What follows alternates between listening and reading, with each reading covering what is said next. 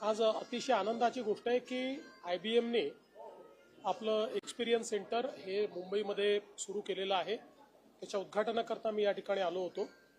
विशेषतः quantum computing हा हे जे क्षेत्र आहे जे संपूर्ण जगाला बदलत आहे। आज आर्टिफिशियल इंटेलिजन्स आणि क्वांटम कम्प्युटिंग या दोन गोष्टींमुळे जगातल्या सगळ्या गोष्टी या बदलणार आहेत। त्या संदर्भात हे एक्सपिरियन्स सेंटर या ठिकाणी आहे आणि आज आपण IBM सोबत एक MOU देखील केलेला आहे। या MOUच्या माध्यमातून क्वांटम कम्प्युटिंगमध्ये काही यूज केसेस आपण तयार करणार आहोत।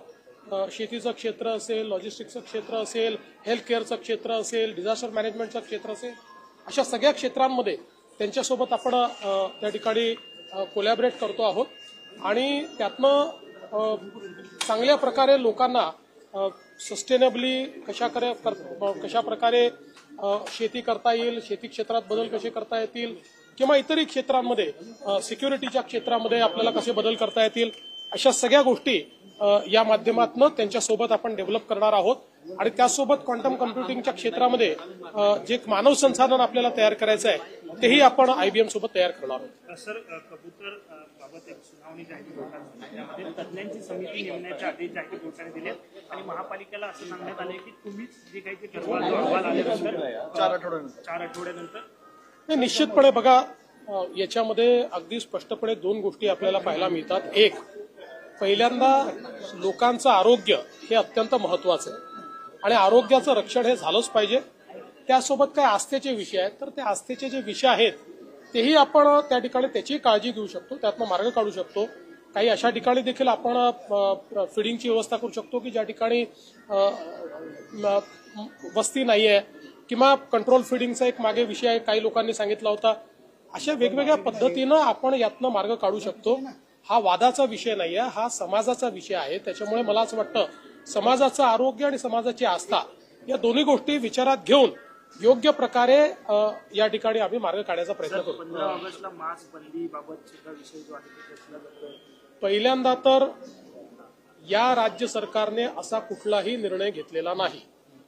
1988 सालापासून हा निर्णय या ठिकाणी महाराष्ट्रात लागू आहे। 88 साली याचा GR काढण्यात आलेला आहे। अनेक महानगरपालिकांचे मी आता त्या ठिकाणी मलाही माहित नव्हतं, मलाही मीडियातनं समजलं, मलाही माहित नव्हतं की अशा प्रकारचा निर्णय आहे। पण ज्यावेळी मी बघितलं तर अनेक महानगरपालिकांना मी विचारलं की तुम्ही का असा निर्णय घेतला, त्यावेळेस त्यांनी 88चा GR मला पाठवला आणि त्यांनी हे देखील पाठवलं की दरवर्षी ते अशा प्रकारचा निर्णय घेत आहेत। अगदी उद्धव ठाकरे मुख्यमंत्री होते तेव्हाही त्यांनी घेतलेल्या निर्णयाची प्रत त्यांनी मला पाठवली, जी तुमच्याकडे मी कधीही त्या ठिकाणी देऊन देईल। शेवटी सरकारला कोणी काय खावं हे ठरवण्यात काही इंटरेस्ट नाही, आमच्यासमोर खूप प्रश्न आहेत। त्यामुळे मला असं वाटतं की विनाकारण 1988 साली घेतलेला निर्णय आणि आज मात्र त्याच्यावर अशा प्रकारे वादंग तयार करायचा जणू काय आमच्या सरकारने निर्णय घेतला आणि काही लोक तर इथपर्यंत पोहोचले की ते शाकाहारी खाणाऱ्यांना नपुंसक म्हणायला लागले, इथपर्यंत लोक पोचायला लागले। तर हा मूर्खपणा बंद केला पाहिजे। अशा प्रकारे शाकाहारी, नपुंसक आणि मांसाहारी हे ज्याला जे खायचं तो ते खातोय। आपल्या देशात जे काही संविधानाने अलाव केलंय तर प्रत्येकाला जगण्याचा अधिकार आहे। आमच्या सरकारने घेतलेला हा निर्णय नाही, हा जुन्या सरकारनेच घेतलेला निर्णय आहे।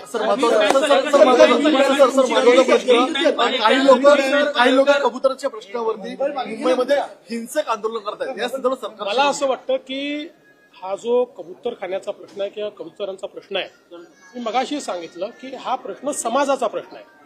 लोकांचं स्वास्थ्य, आरोग्य हे अत्यंत महत्वाचं आहे। आरोग्याशी कॉम्प्रोमाइज करता येत नाही, सोबत आस्था देखील आहे।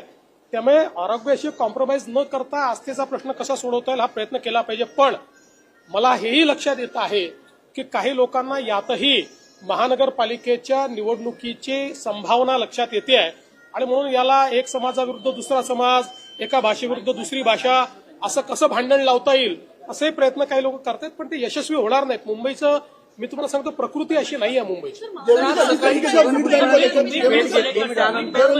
नाशिकच्या पालकमंत्री पदावरून कुठेतरी त्यांच्या खात्याच्या संदर्भातली त्यांची माझी भेट घेतली होती त्यात कुठल्याही पालकमंत्री पदाची चर्चा झालेली नाही. सध्या संजय मांसाहारी म्हणा हे असल्या महाराष्ट्र इतका मजबूत आहे की असल्या गोष्टींनी काही महाराष्ट्र या ठिकाणी भालेल आणि महाराष्ट्रामध्ये काहीतरी होईल अशा प्रकारे विचार करण्याचं कारणच नाही. महाराष्ट्र फार मजबूत आहे. महाराष्ट्राने मागच्याही काळात दाखवलेलं आहे की मिसइन्फॉर्मेशन तयार केल्याने काही फार सफलता मिळते असं नाही. देखिए, ये फैसला कोई इस सरकार ने लिया हुआ नहीं है. 1988 से ये फैसला चला आया है. हमने कोई नया फैसला किया नहीं है. जब उद्धव ठाकरे भी चीफ मिनिस्टर थे तब भी ये फैसला था, अब भी वो फैसला है. हमने कोई नया फैसला लिया नहीं.